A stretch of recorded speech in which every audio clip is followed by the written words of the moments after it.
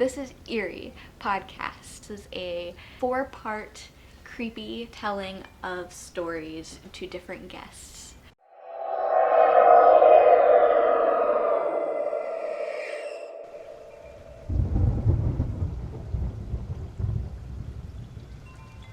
And I find it really funny because I was like, I bet this is going to be about unicorns. But that now, this could be a spoiler for you, audience. It's about death, which I'm a huge death positivity person. I love learning about death customs. I was studying art history because I wanted to study death rituals and the art around them. So this makes a lot of sense why he chose this story for me. Yes, eerie unicorns are the worst. The unicorns, thought it would be hilarious. And he didn't tell me anything prior to this of what the story was going to be. And I was like, okay, he chose a story for me and it sounds like it's going to be perfect. And I do have an ongoing joke with multiple people about unicorns. And no, it is about death, which makes even far more sense because I am always telling people weird facts about decomposition, also about just death rituals in general. So this is really exciting, and thank you so much for having me. Okay, so tonight's story starts with back in 1996. I was still doing story interviews, and I came across a Comanche Indian family, Native American family, and I was gathering stories from this family, and eventually I had spent so much time and took up interest with them, they adopted me as in the Comanche way, as an adopted son.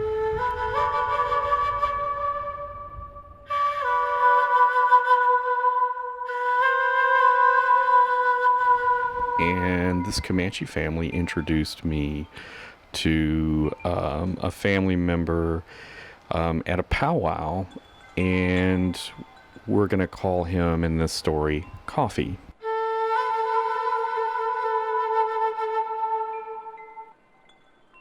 Coffee knew a lot of local stories, folklore, as well as real life Of the Comanche history in that area of Oklahoma. Coffee's father had shared stories with him about, where they would go as an outlaw gang and meet up, or stories about where things were placed or locations, and along with a lot of just history in general. When I would visit him, I had a Jeep, and he would climb into my Jeep and we would drive off up to the Wichita Mountains. Coffee lived around the Walters, Oklahoma area, so we had a bit of a stretch and drive, and he would tell stories and I would have a tape recorder running, and we would get to the mountains and he would get out of the Jeep or have me pull over. He would get out of the Jeep and he would show me locations, or he would kind of, he didn't point, it was considered rude. He would just take his head and look off in a direction, or kind of, nod in that way, and he would tell a story about a family. Or I remember at one point he shared with me where a illegitimate son of an outlaw was buried along with another outlaw, and you could see a pile of rocks in two areas. Now, I don't know if I could get there today, but he gave me kind of a backstory on that. That's just one example of one of the stories. He would also talk about people that, for example, there was a man who was no longer alive at the time, we'll call Wichita. And Wichita was what many of the locals considered a healer. He could do many things. He would drive an old car, but was the friendliest man. He would give you the car if you needed a car. He was just that kind of person. But he was someone you called upon if you needed a favor or needed some assistance. Like, let's say if your pet was sick, you would contact him, and he would show up, and he might be carrying, a can of gasoline or some leaves. Do you know what the leaves were made of? Like what type or? I don't know what the leaves were. It looked like, from the story I was told, they looked as if they were just like tree branch leaves. One of the visits, Coffee took me to the cemetery near the military base at the edge of the Wichita Mountains, and we went in, and he took me actually to Wichita's grave, and he wanted me to see it. And when we got out and stood by the gravestone, he spoke to Wichita in Comanche, and I assume he was introducing me, I assume he was giving introductions. I noticed off to the right from the gravestone there was a kind of a mound area and another marker, and Coffee told me that those were unmarked burials that were found in Oklahoma as well as Texas, believed to be Comanche people. These were burials that were stumbled upon by looters or some type of work someone was doing, and they uncovered skeletal remains. Somehow they figured these were Comanche. Comanche were native to areas of Texas, so the assumption was that these were Comanche. At the time, there were no laws protecting graves that are in private land.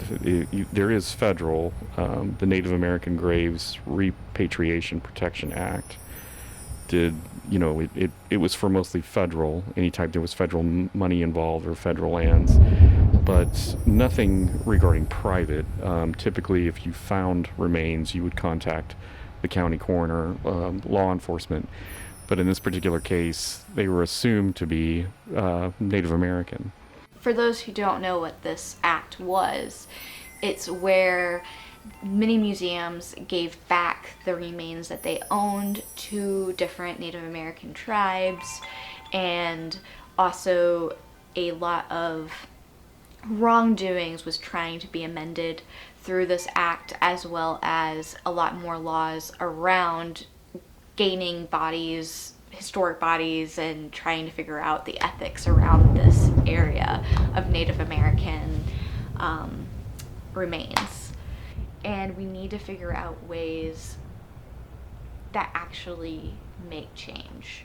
And I would say this has helped some, but we can go even farther, and especially also with other cultures. So Wichita had set up a group to give the proper burial to a lot of these human remains that were being uncovered. And I can't remember if I said it in my mind or out loud, but I said, that's a very noble thing to do, was to give back, proper burial, put the bones to rest. And that afternoon I headed back to Texas after I dropped him off, and I get home and I had a call from my supervisor, Kathy, and Kathy had wanted to meet up, or actually she had a question regarding something she had uncovered at her brother's or her family's farm. And she said that they had the human remains of a Comanche burial, and wanted to know if I could get it reburied. I was pretty shocked because of, what had just happened earlier that day. So this was highly, eerie in a way, I guess you could say. So I, not thinking at the time or realizing what I was getting myself into, I said, sure thing.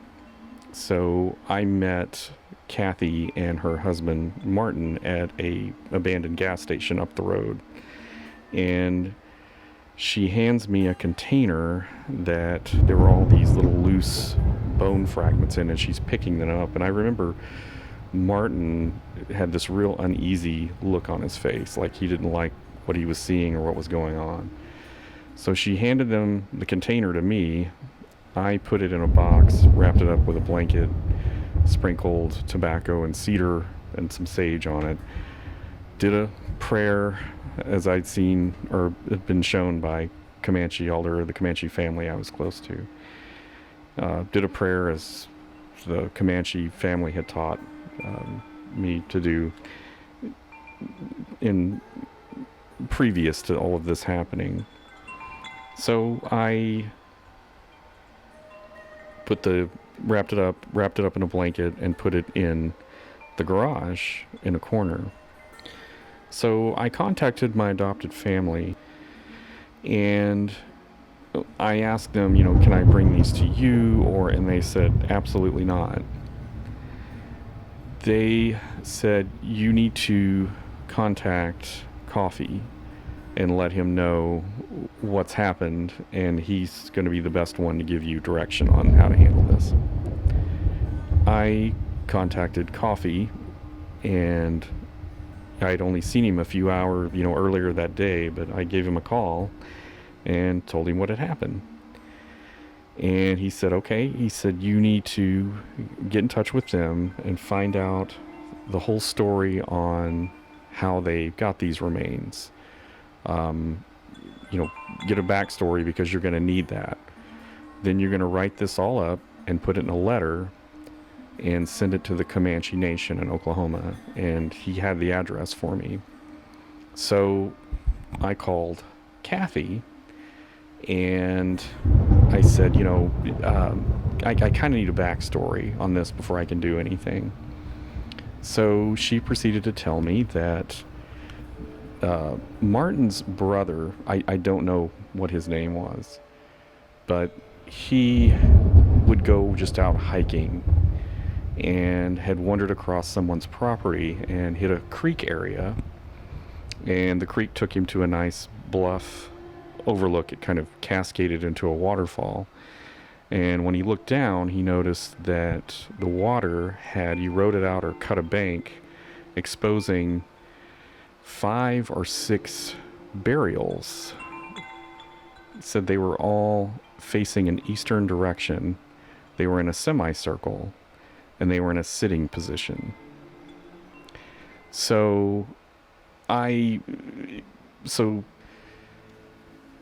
he decided, for reasons unknown, to take one of the burials with him. And so there's gonna be just out of curiosity, they're gonna have so much bad luck. Yeah, you're on the right track. You're heading in the right direction. You've So he, I assume, bagged it up, whatever he was carrying, and took it home. He put it I guess they were in a box, and he put them in the house, and he was staying with his mother at the time. And he said, a day or so later,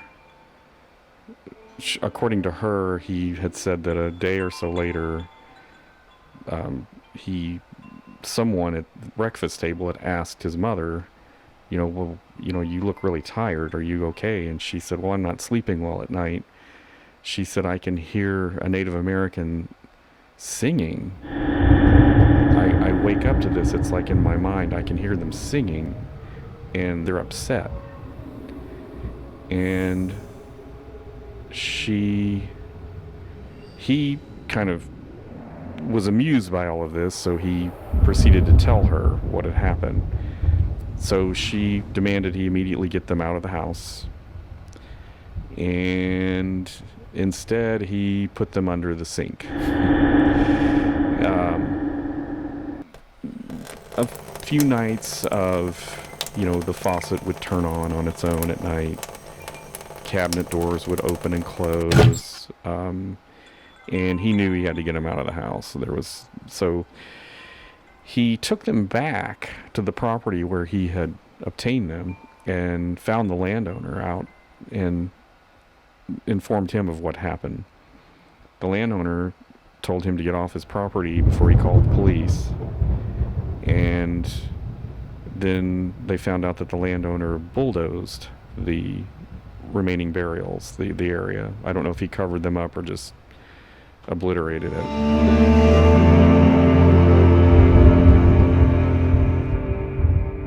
That's that is so Wrong is such a strong word. I would not thinking, foolish, foolish act. Yes. okay. Sorry, I am a bone ethics freak. I have done research on museum ethics quite a bit. I love ethics, and especially around death. And this is so unethical. It's so. Wow. So he bulldozes after. And probably. That guy probably was haunted as well. I don't know what became of that part of the story. They never, once he was removed from the property and they threatened to call the police, I think that was the end of that story. Now, who knows what happened afterwards, but,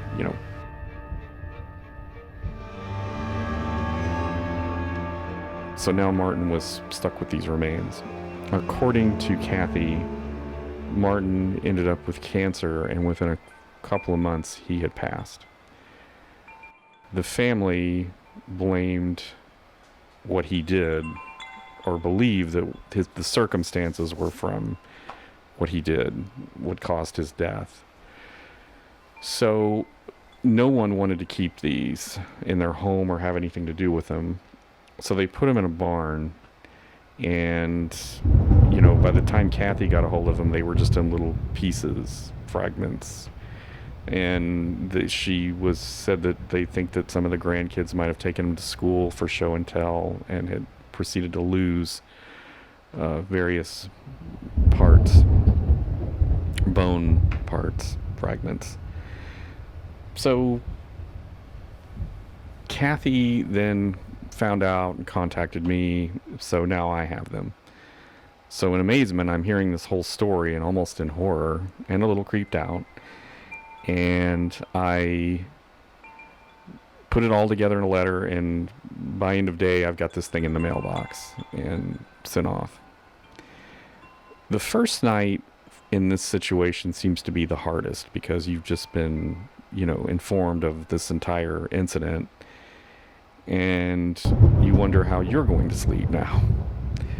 Eventually, I fell asleep. It was pretty late, but I anticipated something would happen. I fell asleep, and I remember I had this dream that I'm in a desert, and there's a Native American. He's dressed like a cowboy. He's got a cowboy hat on, a black one, and he's wearing sunglasses, and he's looking down. And I'm looking around, and I look down at him, and he looks up at me, and he has a box in his hand. Looks like a shoebox. And he says, "You haven't found them all yet." And then he proceeds to shake the box at me.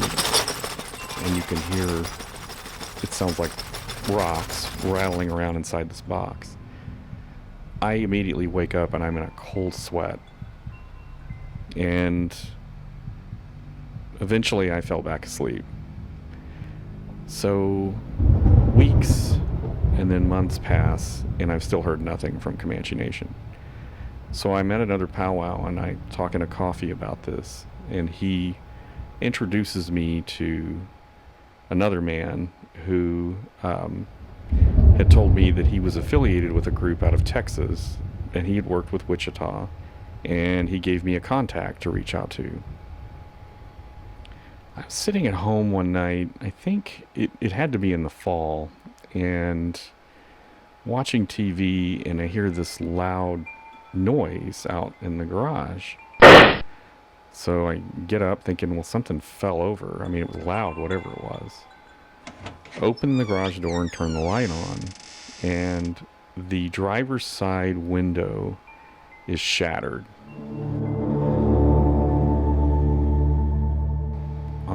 on the vehicle, and it wasn't like laying in the seat. It was just like something heavy hit the window on the driver's side. Now I have no idea what would have caused it, but I looked around the car. At first I thought, well, somebody's in the garage, so I'm looking under the car, I'm looking around, looking in the car. under it, check the garage door. There's nobody in the garage. And in my mind, I'm kind of dreading the truth here on what it probably was. So I knew it was time to get the bones, to get this situation handled. So I called this guy on the card that's given, and I tell him the story. And he proceeds to tell me of how this family had done something similar, but they were keeping the bones in their home. They're haunted. And in a closet. And he said, I'll just say that they've had a lot of problems in their home. They're just haunted because you do not take remains from where they were buried. That's a big no-no, people.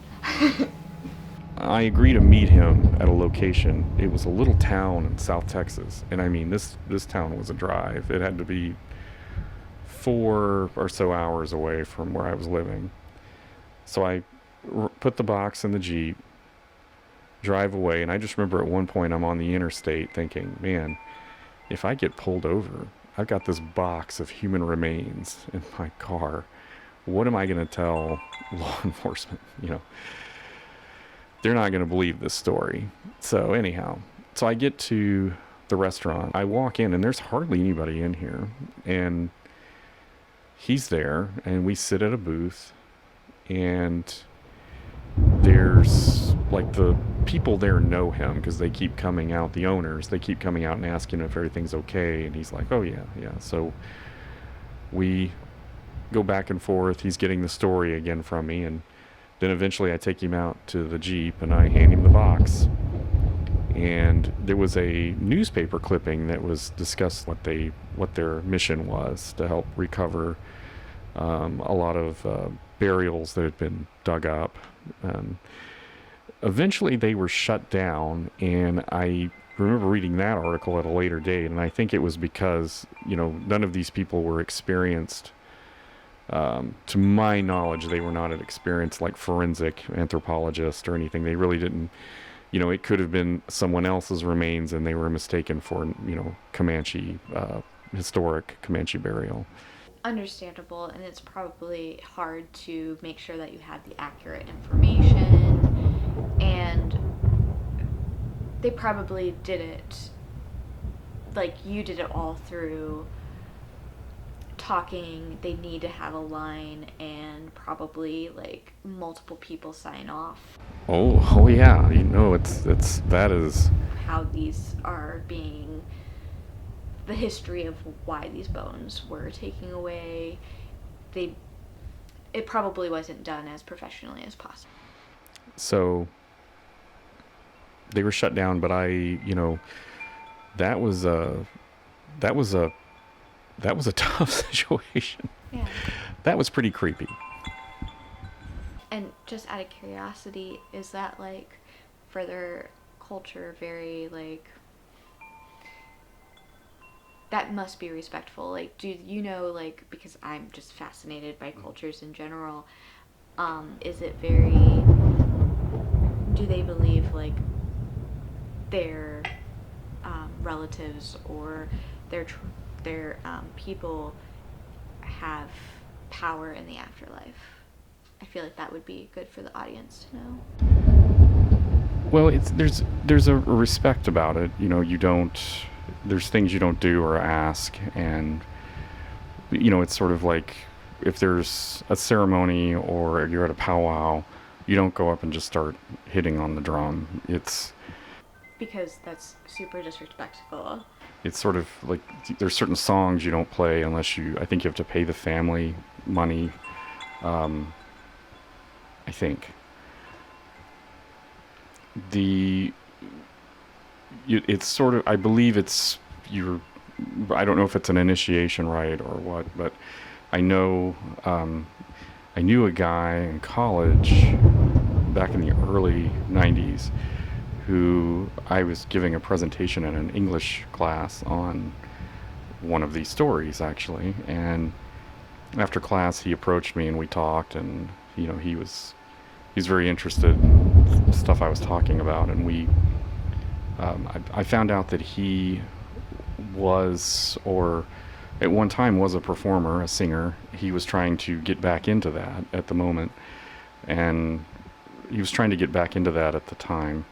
He was, I don't know what instruments he played. He was in a band, and their lead singer he was friends with went on to become a famous rock and roll star. And I know he was trying to get into, he was Native American, and I know he was trying to get into the drumming circle. I had heard his name mentioned by my adopted. I recognized it right away. He wrote amazing poetry too. I still have one of his poetry books he gave me. But and incidentally, the famous rock and roll star that he said he went on, and that was kind of the end of it, was the King, Elvis Presley. That is awesome. Well, at least you're trying to do the right thing. You're trying to repatriate them to their... I don't know, or I can't really say, I have no idea what takes place on the other side, or how, if they, in the next life, if someone sees that as a noble, kind, or a kind act and kind of grants you permission, or says, I won't bother you. I don't know if it works that way, to be honest. Understandable.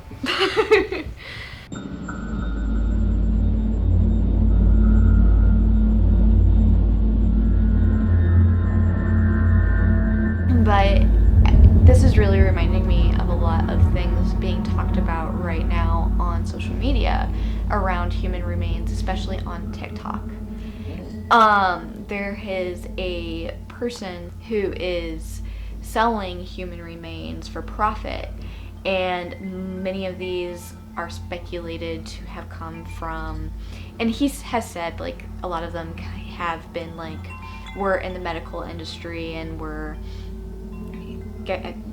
going to be gotten rid of anyway, and from museum collections, but others we really don't know. And he has unethically done a lot of things on TikTok with these remains, as his cat has played with them and other things.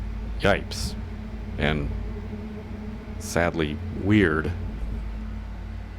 It is so weird. It's so difficult in these situations of how to handle these things. As we talked about and discussed earlier, the Native American I can't say it. I can't say that word. Repatriate or bring back. So the episode, I've decided, taken remains cause consequences. That's right. And also you can get haunted as hell. This is Eerie, a podcast about everything creepy.